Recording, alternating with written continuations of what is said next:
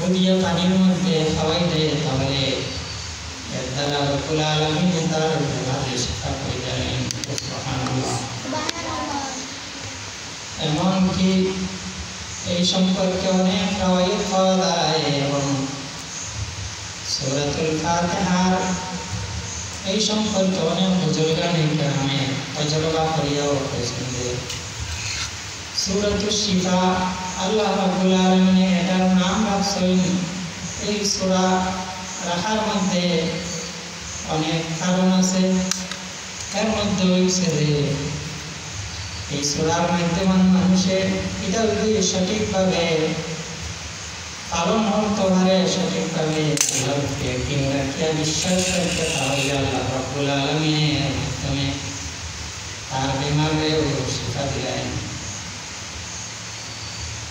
রব্বুল আলামিনের এত ইহসান আমরার উপর, আমরা কিন্তু সব কিছু পালন করে দিতে পারি না।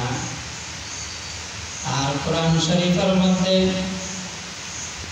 সর্বপ্রথম যে সূরা সূরাতুল ফাতিহা, এটা প্রত্যেক নামাজে, প্রত্যেক সূরা, প্রত্যেক নামাজে, প্রত্যেক রাকাতে এটা পড়তেই হয়। এর লাগি এটার আরেক নাম হয়েছে সাব্বাল মাসানি। তারপরে সূরাতুল ফাতিহার মধ্যে 7টা আয়াত আছে।